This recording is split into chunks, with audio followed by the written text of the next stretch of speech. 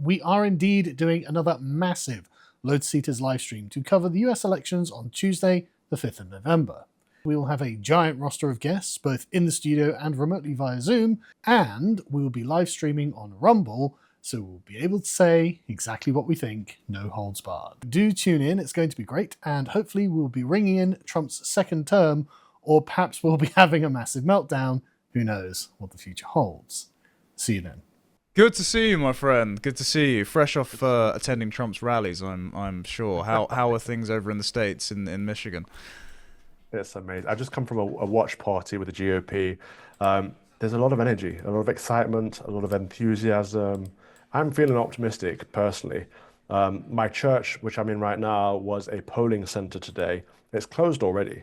It's crazy to me that they closed so early. I think they closed about 8 p.m. So how they give people enough time to vote, I don't know. Locally, it's not looking great so far. I'm looking at the votes.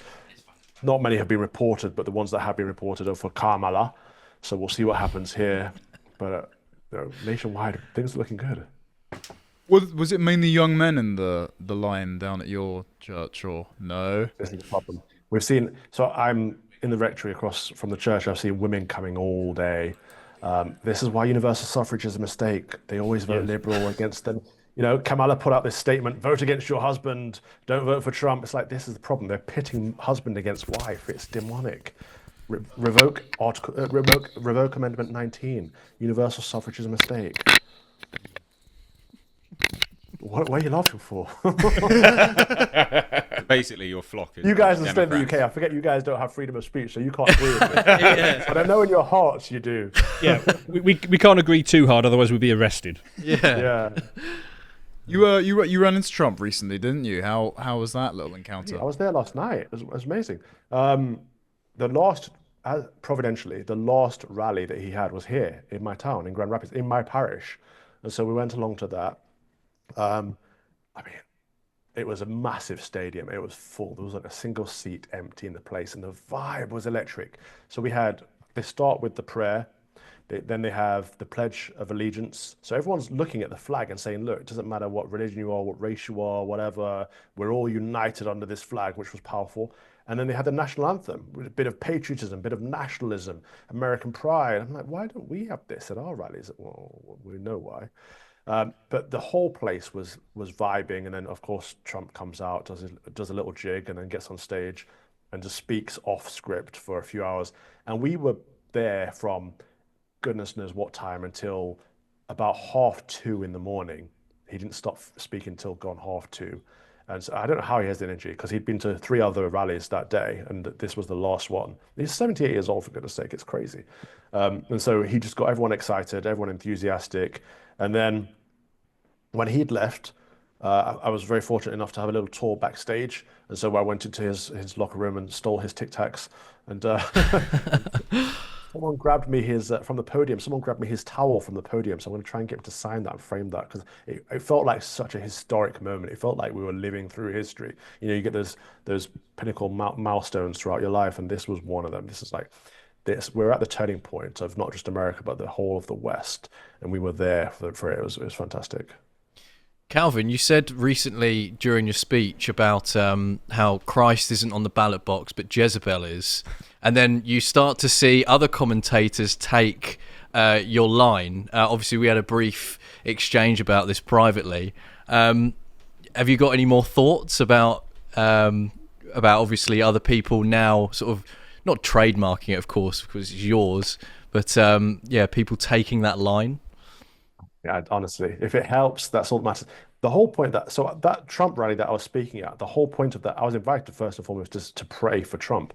But then they said, okay, well, we'll let you speak. We'll only give you 3 minutes, but give a warning to the states. So the whole point of me being there was to warn Americans of what's to come if they don't vote the right way. And to say, look how crappy things are in the United Kingdom right now, because we let the Labour Party in. And even before that, we've had Conservatives in name only for the last 14 years. And this is what the country is becoming. We've got people being arrested for silent prayer. We've got mass infanticide. We've got people being arrested for Facebook posts and retweeting, not even tweeting things. It's just insane. We don't have any freedom of speech, freedom of expression, freedom of religion, freedom of association, none of it. And so I gave them a warning. And so I did end with the message, Jesus Christ is not on a ballot box, but the Jezebel is. You know what to do. And that was to say, get out there and vote. Christians, if every Christian in America voted, the election would go their way every single time. But the vast majority of them don't vote because they think it's beneath them somehow. It's like, well, render unto Caesar. But that's a misunderstanding of the scriptures.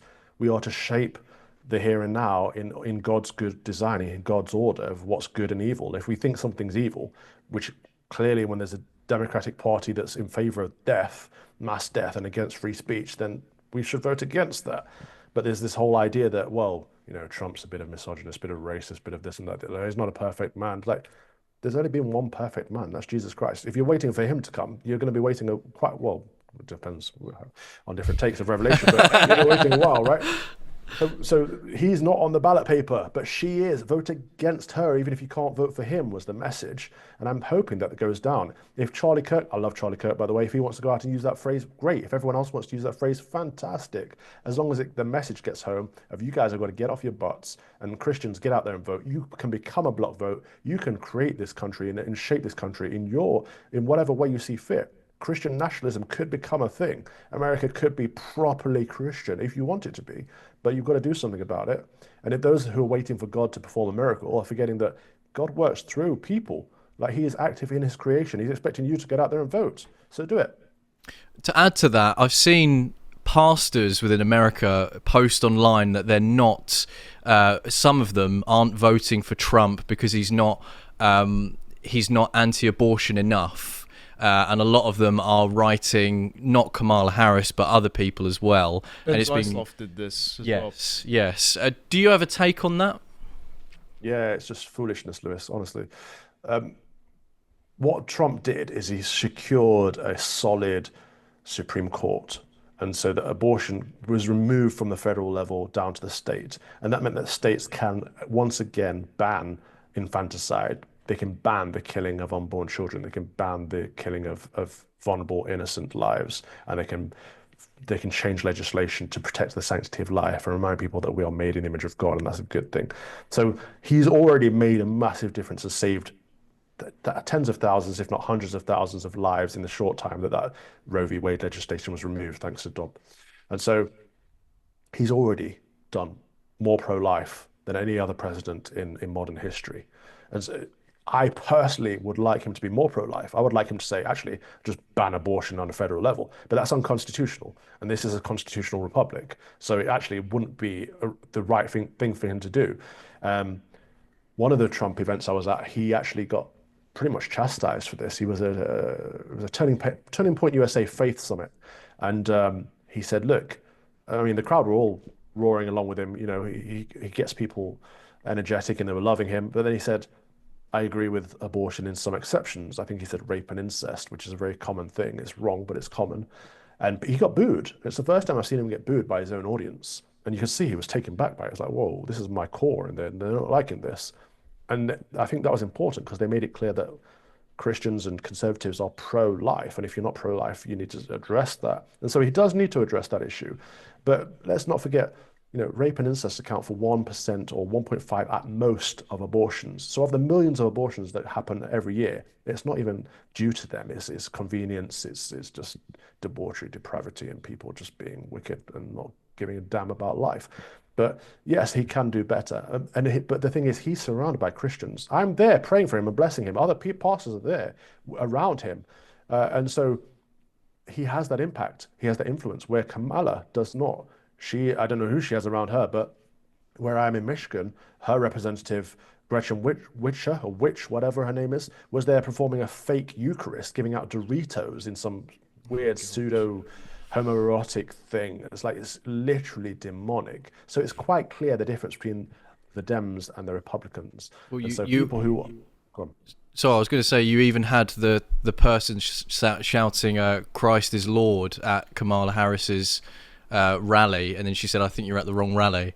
So she's kind of so I think she's so she kind of have said, or well, it shows exactly where she stands. Well, she had loads of abortion doctors up on stage at one point, and then I remember someone fainted in the crowd. And unlike in a Trump rally, when people will sort of sing songs and pray and wait for them to get better until Trump continues speaking, all the abortion doctors just kept speaking. So you've literally got all the doctors on stage, and not one of them decides to go and help. It's funny that, isn't it? Something about that. Last night, someone was down on the floor, and Trump stopped his speech, and he said, "Is everything okay there?" Like that. This just human. It's not anything special about him. This is what any of you guys would do. Any of us would do. But there's something about the left that there's a disconnect from humanity. It's just there's something wicked going on. So we have to fight against it for obvious reasons. Well, let me jump in with a quick update on things about what the actual feedback to the things that you're talking about are. Polymarket has now gone 90% for Trump. Wow. And that's still rising. New York Times, 79% chance of a Trump victory. Bitcoin has made a new all-time high. The DXY, which is basically the dollar, is pumping. It looks like this is in the bag. Those words scare me. Yeah, Because you never know. You never know. It's not 4 a.m. in United States yet, so Yeah. Oh, knock wood. Oh, Yeah. It's I 10 hate being so o'clock, confident. right? It's yeah. 10 But o'clock everything and I'm a lot of looking at police is telling me that this is done. I hope so. It's 10 o'clock here. A lot of police stations closed. Let me throw in one more quick thing. The betting markets now have Trump favourite to win the popular vote. Well, I did notice that as well.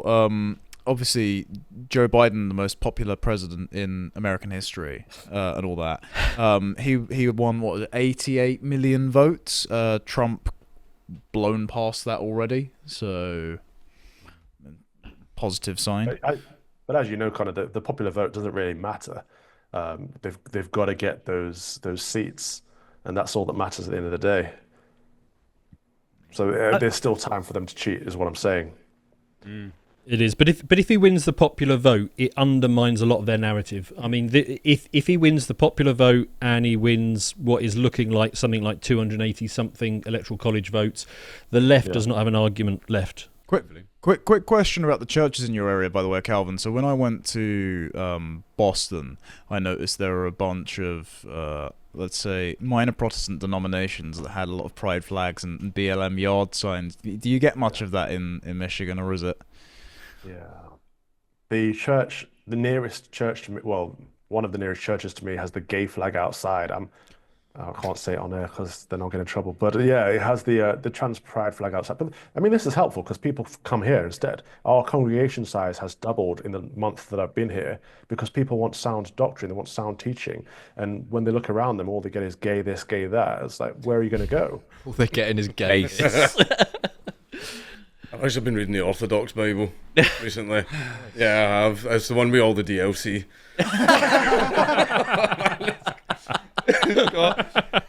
It took me a while to get through the prologue because the first half of the book is just sort of like, so how did we happen? Well, there was this guy called the fucking Pope.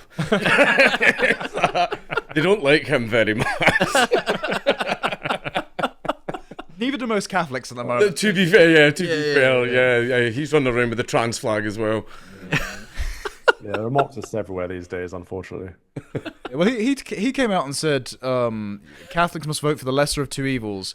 One kills babies, and the other one returns migrants back to South America. So it's a really difficult. It's like, sorry, Guatemala is not, despite all appearances, the seventh circle of hell. So returning them home is not necessarily a death sentence. I think that might be a slightly easy one, Francis. Doesn't the Vatican have walls as well? Yeah, funny that. Yeah.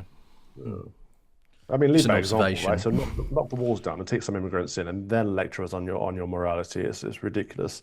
But I mean, the choice is clear. One is death, and one is not.